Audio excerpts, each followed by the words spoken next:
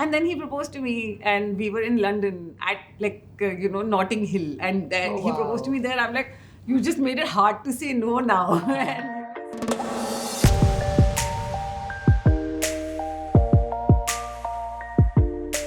Whether it's the sass of Siddhi Patel in FOMO shots or the relatable charm of Chanchal in TVF Tripling, here's a woman who brings sass and a lot of substance to the roles that she portrays. I'm talking about Maanvi Gagroo. What would you today tell a 20-year-old Maanvi? A couple of things actually. One, I would tell her that I was obsessed with losing weight, at the time. So I'll just tell her that it's fine. There's enough room for everyone under the sky. So of course, be fit and be agile and whatever. But don't worry about what other people are telling you about the way you look. Because Jitesh, I think I spoke about this last time also, that I never thought I was chubby or plus size or anything till I came in this industry.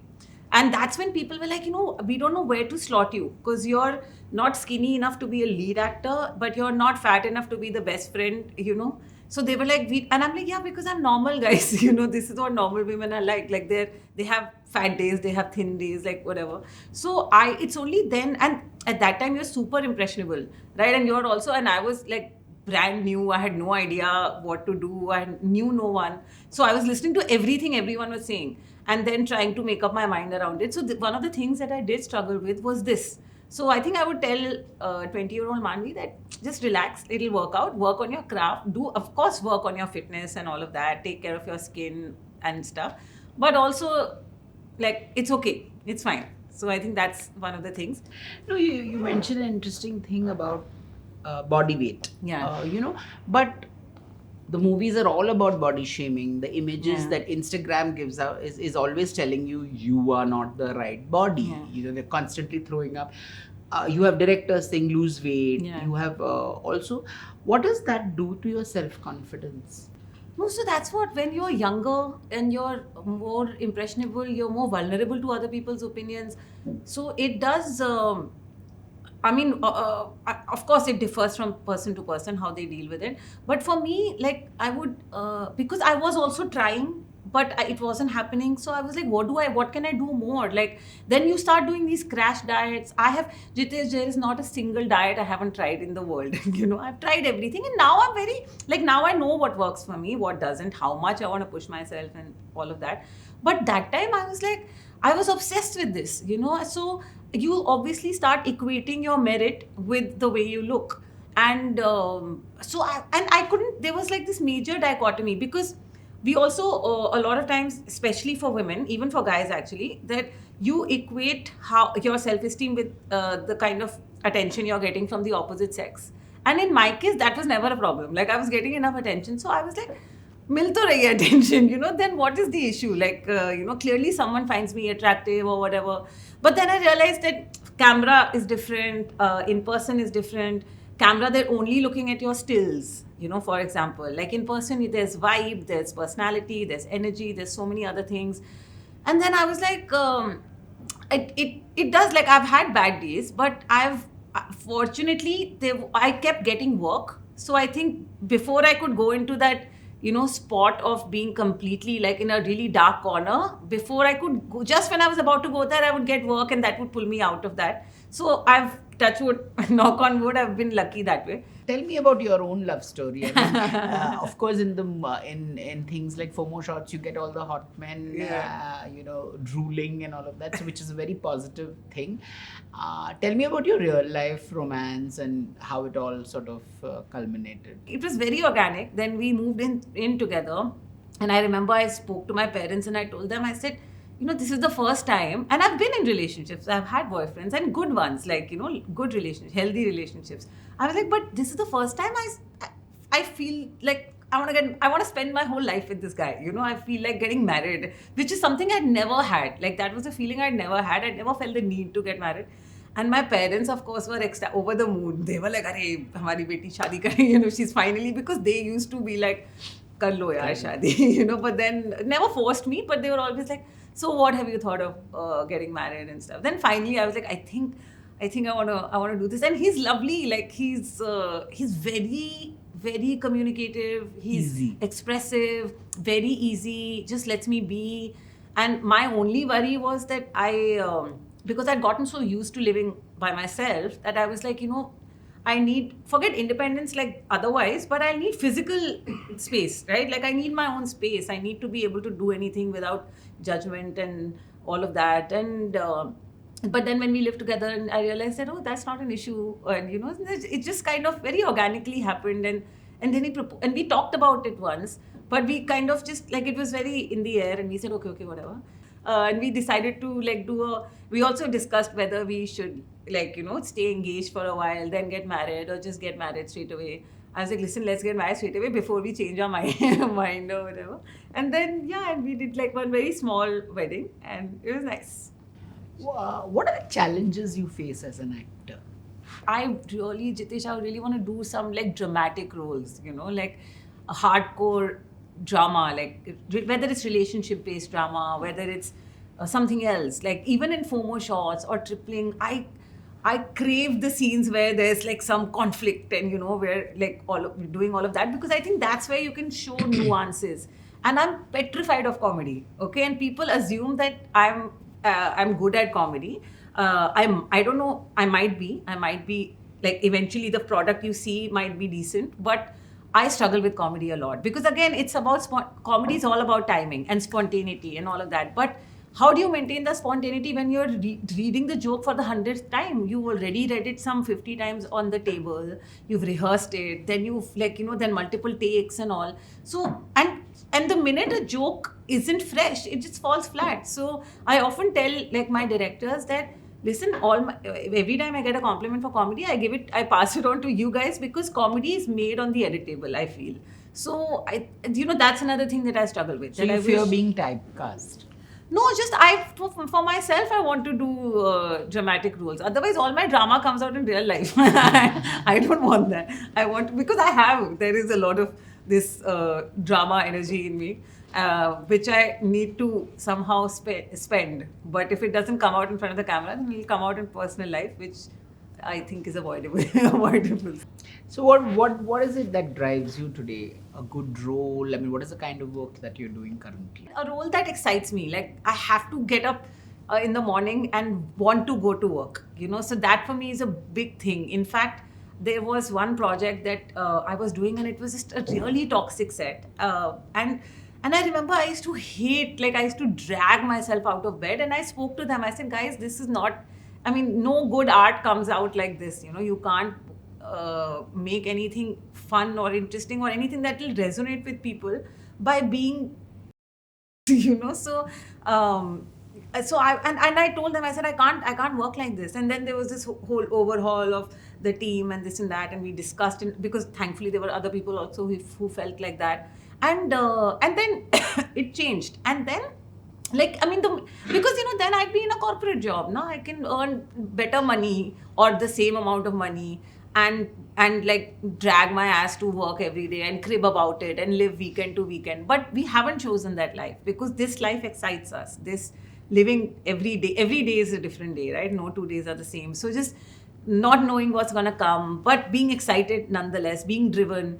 So I think for me, work is what, like when I do a good scene, or when you see that everything just comes together, the director, your co-actors, everyone's on the same page. It's like, you have those moments where you're like, this is why I do this. This is for moment. I live for these moments. Is it different being directed by a female director and a male director?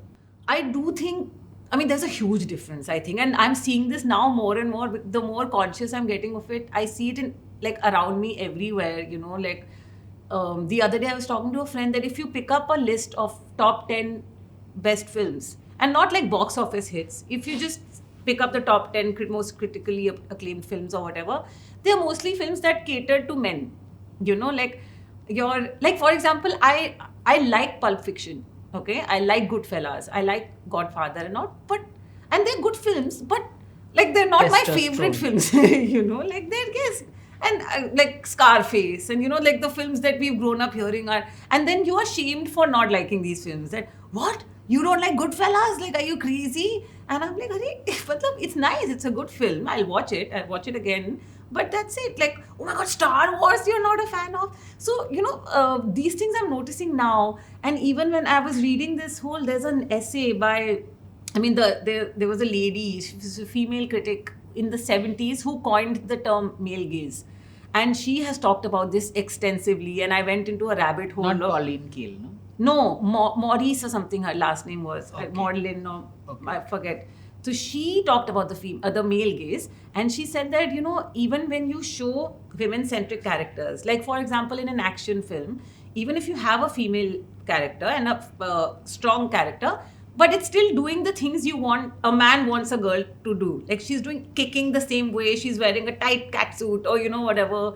So it's still catering to the male gaze. And I was like, yeah, I never thought of it this way. I was just happy that chalo, at least there's a female superhero. But you're giving the superhero you're modeling her, Voluptuous. yeah, in a way that would appeal Like to a Catwoman. man. Catwoman, or even Wonder Woman, I think, like Or the Lara shots Croft that you or took, whatever. or Lara Croft, Tomb Raider and all. So yeah, and I was like, yeah, that's true. And they used to, TV was always like targeted at women, because especially your daily soaps and daytime television, because the men would be out at work and women would be at home, so, and that's, of course that's changing now with like women working also and stuff, but it's still, and cinema largely remains, a male audience, or male dominated audience, because we live in a bubble in our urban lives, but the masses are still, it's the man who's buying the tickets, it's the man who decides what film to watch,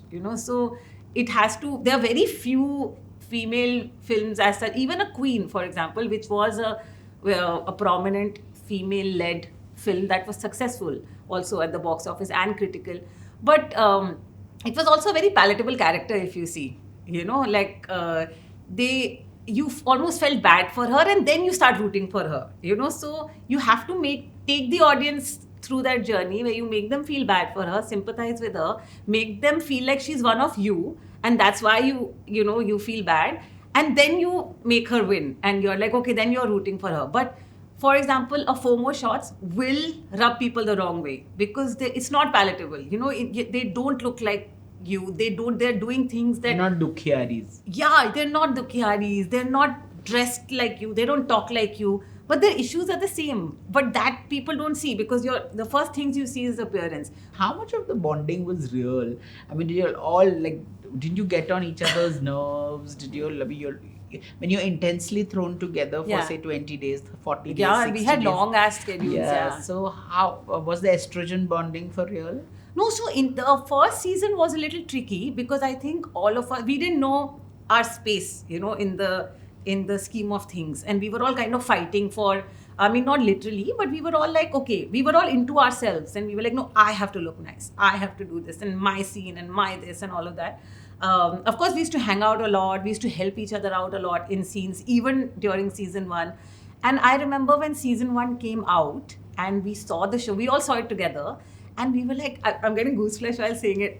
When we saw it, we were like, guys, we have something very special. Because all of us just like, we got into a huddle and we were like, oh my God, we had tears in our eyes. And we were like, dude, this is something great we've made, And after that, I think it was just like insanely smooth sailing, After that, of course, we bicker and we have days when we are fighting with each other and all, but they're like smoothened out very easily. And by now we know, also with the pandemic and everything, because all of us were living by ourselves, so we really like reached out to each other during the pandemic. Do you need something, do you need this? We would go to each other's houses and spend time if the other person was feeling a little low and down.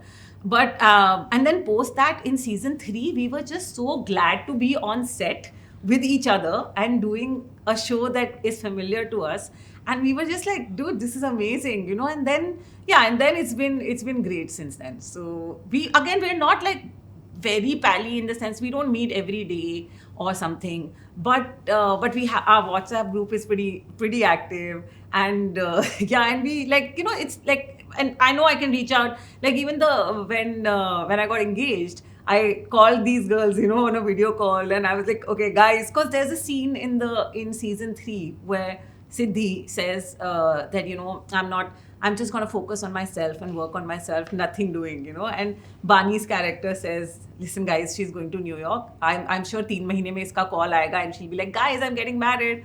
And I was like, you know, guys, that was a prophecy. I'm getting married. And they're like, what? So, you know, we have those moments for sure, for sure. Tell me, you were close to the TVF Trifling guys Yeah. before you actually started working with them Yeah. on the. So how was that equation? I was always keen to know.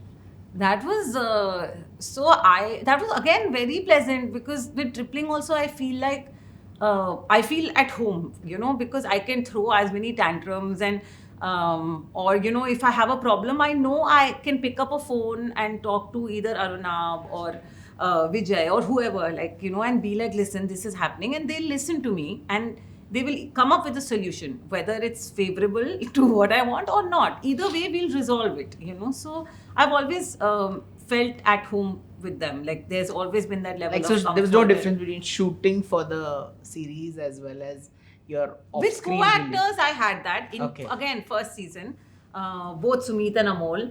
I was like, because they suddenly, you know, they became stars, and I was like, guys, abhi tak we were sitting in the vanity and we were faffing, and suddenly, you know, there's a little bit of this, and, you know, this pouting and all, and I was like, what's happening, guys? And then we'd laugh about it, and I think at that time, because that was the first time we all tasted success, you know, and so I think it went to all our heads in different ways, and then we kind of settled into it, and now it's completely come. Now, though, I'll call it. I'll be like, what are you doing? And they'll call me. They're like, Arey, what are you? How are you saying this line? So there's that level of comfort and friendship there now.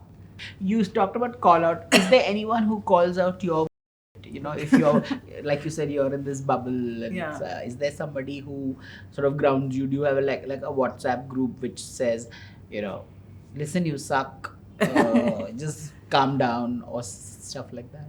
Yeah, sometimes, and I have to tell you that I'm not the best receiver of that, because I'm like, oh shit, you know, suddenly I'm like, because I'm usually the one calling people out, and I feel like I'm doing everything politically woke and correct, and the minute someone else calls me out that, oh, but you know, you said this, and I'm very careful of what I say and how I behave. So the minute someone calls it out, it bothers me, and I'm like, oh damn, it's hard for me to accept that. But I try to be gracious about it. But yeah, there have been I have a very close friend who is herself a therapist. Actually, she's a practicing psychologist, and so she calls out my all the time. But now I'm like, that's become our relationship. I'll just be like, listen, I'm having trouble with this, you know, although she's not allowed to treat me formally, but I'd like always go to her for advice and stuff, and then she'll be like, Maanvi, you're being ridiculous, this is what, you know, this is how can you behave like this or whatever, and then I'm like, okay, cool, you know, so this is what I need to do and stuff. So I have friends like that. I have who else?